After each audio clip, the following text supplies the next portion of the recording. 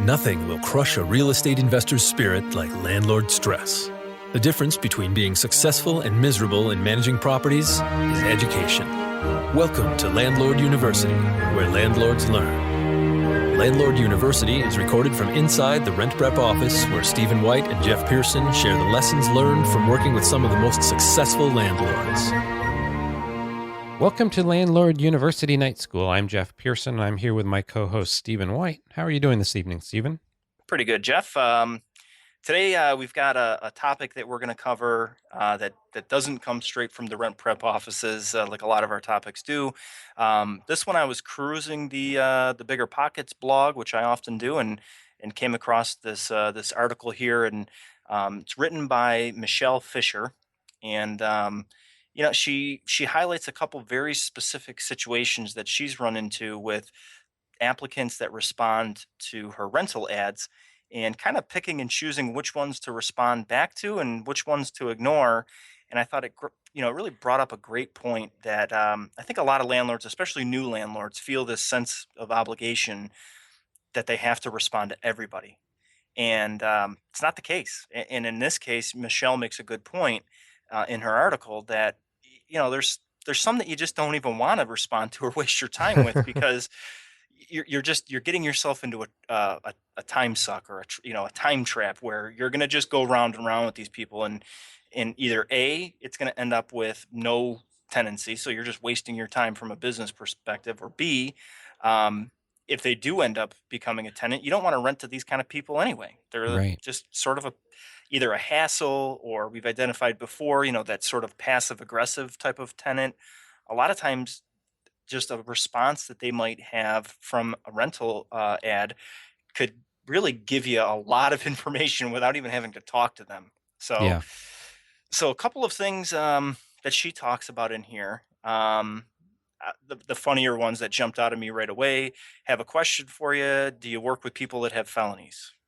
So again, if you have a screening policy that you don't, question is, do you even waste your time calling that person or responding back to them? If you don't, then I would say no. They'll get the hint that you don't. So, but I don't think it's worth a phone call, explaining to them, on a 5-minute conversation why you don't, and then giving them the opportunity to tell their story and why they're different, and just kind of getting yourself into that sort of pickle there, where, like I said, now you've invested time when Yes.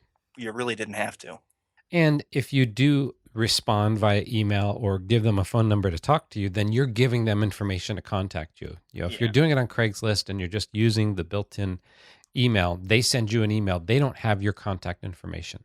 Right. But once you reply to them, then you start to open that dialogue. And sometimes it can be really difficult to end the dialogue. Yeah, for sure. Sometimes, yeah, I agree with you. And sometimes it's just best to not respond and let it be at that, especially on Craigslist. I mean, because then there's a lot of there's so many different scams and everything going on with Craigslist, that I don't think that somebody's going to take it personally that you didn't respond to them. I think that that's kind of commonplace within Craigslist anyhow. Yes. Another one that she points out is she mentions that the property was on the market for only 1 day, and she had somebody respond to the ad asking if they would accept $85 less than the advertised price. So, applicant trying to haggle with you and trying to, beat you up on the price, probably not worth, responding to and explaining to them, no, it's only been on the market for 1 day. Again, is that the type of person that you want to have in there? Is this going to be something that you're going to be up against now for their entire tenancy? Are they going to be calling you saying, that their light bulbs are out and they should have, $10 off of their rent because they went and, replaced them, or something ridiculous? These things happen. Yes. And that gets back to the whole thing of it's something that she mentioned in the article. People don't read all of the Hmm. information in the ads, and then they come to you. She mentioned the pets. Hmm. No pets stated very clearly. First thing people do is ask, "Will you allow a dog?"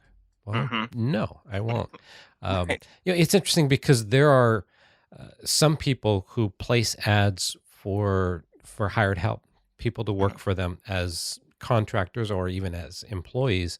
And one of the things they do is they create a a quiz, if you will, for people to essentially answer in responding to their email. So, you put out an ad for somebody to do some administrative work for you, and you say anybody that replies, I want you to put this sentence in the subject line, Mm-hmm. and the first paragraph needs to be in red. Mm-hmm. Yeah. How well do they follow directions, right? Exactly.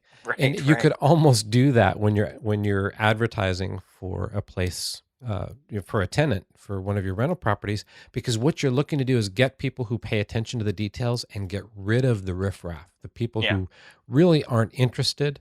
And obviously, if they don't do something as simple as put a particular item in the subject line, then obviously you probably will be wasting your time, Yeah. spending too much time dealing with them. And if you're doing a good job on your marketing as a landlord and writing the rental ads thoughtfully, and getting them in as many places as you can. So not just Craigslist, but getting them all over the place. We had Tenant Turner on a couple episodes ago, and they mentioned their strategy for filling vacancies really quick and getting a really good selection pool is putting the ad in as many places as they possibly can. Yes. And so if you're a landlord that's doing that, you're not going to want to waste your time on clearly unqualified or people that you just don't want to deal with, and you're not going to be desperate to try and turn them into good tenants, or hope that maybe they just were had a brief moment of idiocy for a second, and it's just going to change one day. That selection pool is something that we talk about often, and so this is a clear case of people that phase themselves out. They make your decision very easy for you. Yes. And it's kind of strange because we talk so much about running this as a business. And you would think that as a business, you have to respond to everybody who emails you. Mhm. And in this situation, I have to tend to agree. You don't have to reply to everybody who contacts you. Yeah. Be pretty clear to yourself as to why you're not responding. If you have a no pets clause and the first thing they ask is, are there pets? Or if they ask if you'll reduce the rent, those are pretty easy to say, yeah, this person is not somebody I really need to spend any time with, and you can move on. Right. And Michelle makes a great job in writing the article, and she even mentions, like you said, on the pets, the third sentence that this person has in here, and I'm just thinking of the dialogue back and forth. Do you accept pets? We have three small dogs. After she stated clearly that pets aren't allowed, if she had responded and said no, then the other sentence in here, we honestly keep our house clean and a clean yard. So again, you're opening up that dialogue to where if you respond once, you're probably going to end up responding two or three times, because expect a response when you respond, and they're probably going to be defending their position. You know, Yes, so exactly. it's not just the time that you take in responding one time to that ridiculous question or something, just off the wall. It's what ensues thereafter, because they don't want to let it go, and now you've given them that time, and they're gonna take full advantage of it Yes. because they know that they have your undivided attention. So this is the opportunity for me to explain to you how my three dogs are great and they're not going to be a problem, and every reason why you should consider them when you knew from the beginning you weren't going to. Yes, exactly. Well, great, Stephen. That was another interesting topic. I look forward to talking with you again tomorrow evening. All right, thanks, Jeff.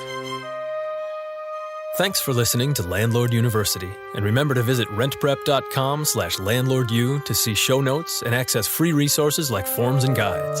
And be sure to check out Jeff Pearson hosting his own hit podcast at thementorimpact.com.